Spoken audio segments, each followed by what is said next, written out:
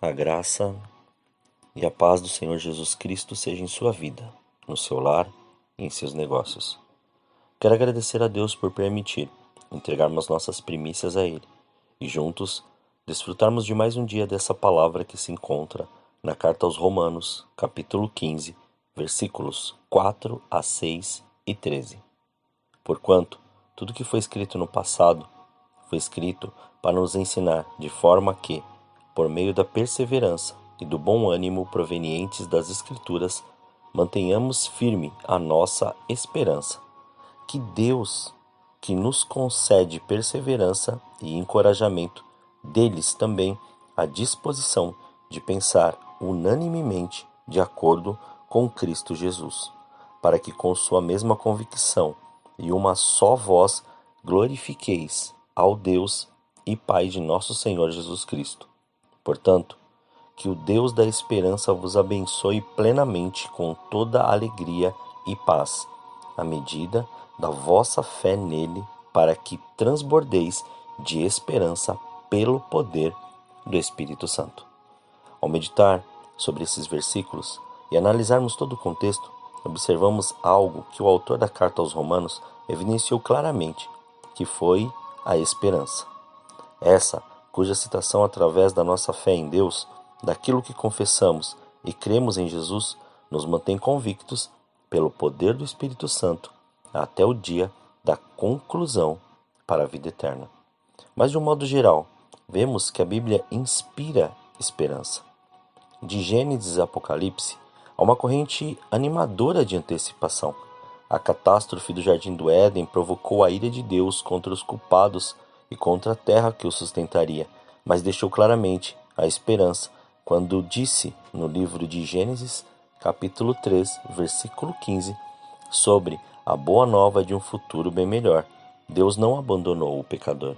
Ele disse assim: estabelecerei inimizade entre ti e a mulher, entre a tua descendência e o descendente dela, porquanto este te ferirá a cabeça, e tu lhe picarás o calcanhar.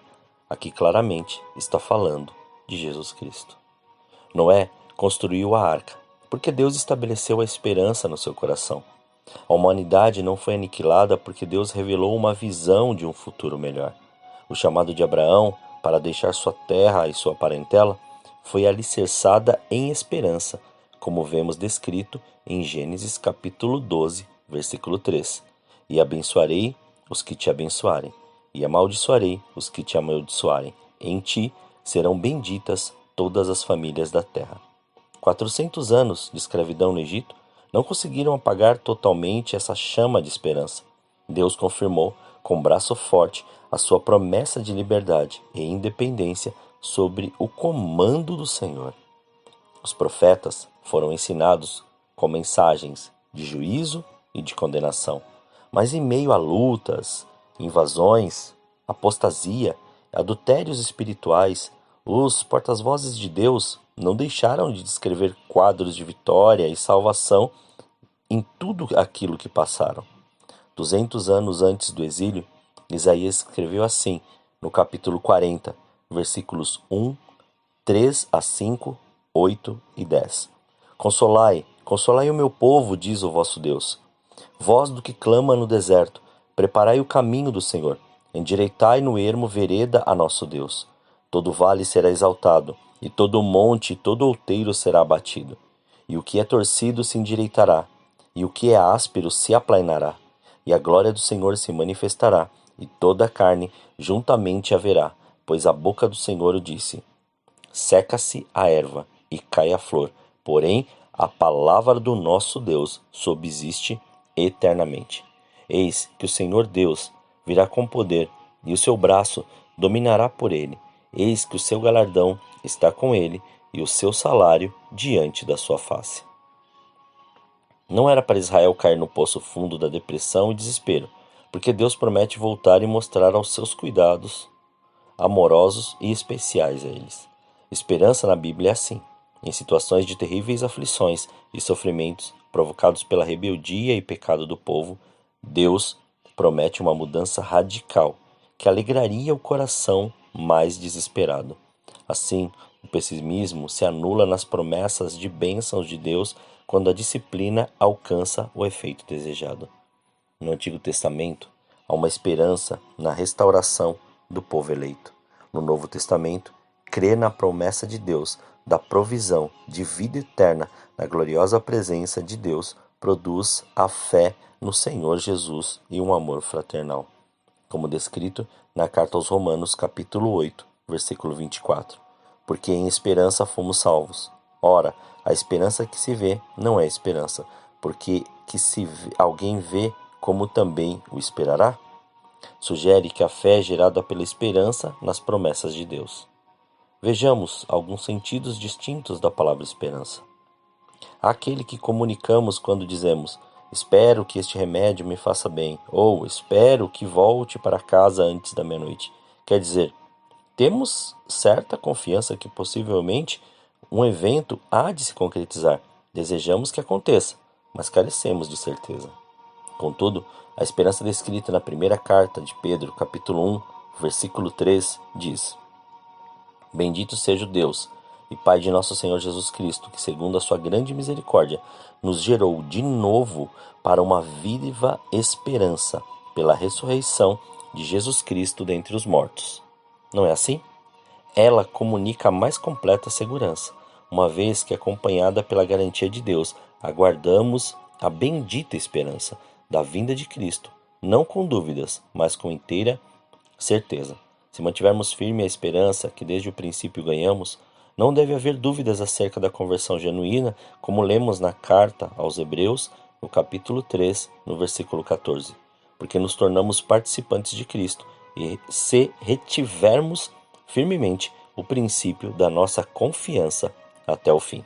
A insegurança surgirá justamente no momento em que essa confiança for abalada, quando diminui a certeza sobre o futuro que as Escrituras denominam de vida eterna, apaga-se a luz da esperança. Paulo, ao escrever à igreja de Roma, reitera sobre a esperança da glória vindoura, como vemos descrito na carta aos Romanos, no capítulo 5, nos versículos 1 e 2. Tendo sido, pois, justificados pela fé, temos paz com Deus por nosso Senhor Jesus Cristo, pelo qual também temos entrada pela fé a esta graça, na qual estamos firmes e nos gloriamos na esperança da glória de Deus. Significa que a segurança e a paz que a graça de Deus produz por meio do perdão total e contínuo de Deus, chamada justificação, também mantém a alegria que antecipa a manifestação da futura glória de Deus. Nem mesmo a tribulação que Deus nos manda para produzir a perseverança e desenvolver o caráter de Cristo deve abalar a esperança cristã. Pelo contrário, aqueles que, como Paulo, mais aflição passam, são os que mais esperança possuem, como descrito na carta aos Romanos, capítulo 5, versículos 3 e 4. E não somente isto, mas também nos gloriamos nas tribulações, sabendo que a tribulação produz a paciência, e a paciência a experiência, e a experiência a esperança. O desespero e o pessimismo se afastam diante do brilho celeste do futuro prometido por Deus. Essa esperança, garante Paulo, não confunde, porque está unida ao amor que o Espírito Santo derrama nos corações daqueles que põem sua confiança plenamente na fidelidade de Deus, como descrito na carta aos Romanos, no capítulo 5, no versículo 5.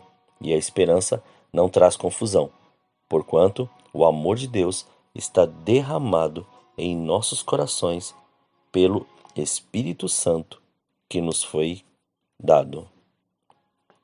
Concluindo, a esperança precisa de raízes bem firmes nas promessas de Deus.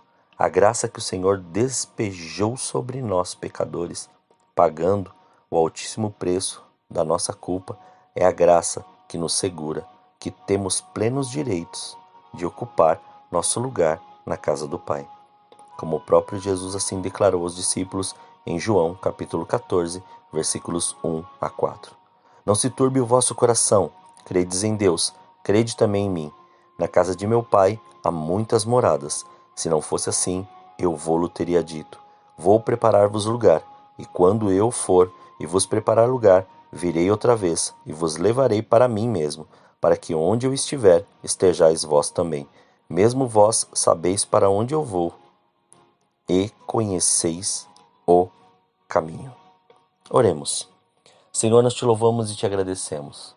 Graças te damos por esse dia. Entregamos as nossas primícias, entregamos estas primeiras horas a ti, para que se cumpra e se estabeleça o seu querer. E Pai, que neste tempo venha, Senhor, e renove esta certeza, Senhor, que o que está em nosso coração e que o Senhor tem colocado cada dia mais em nós. Que essa esperança seja viva, não uma esperança de vivermos simplesmente algo natural, mas sim de vivermos e estabelecermos o seu reino, que é espiritual. Que as suas bênçãos venham de tal maneira ou de tal medida que possamos compreender, entender, viver e mergulhar cada vez mais naquilo que o Senhor nos prometeu. Como diz na sua palavra, nas Escrituras Sagradas, desde o começo ali, a esperança foi algo que marcou e evidenciou a fé de cada um.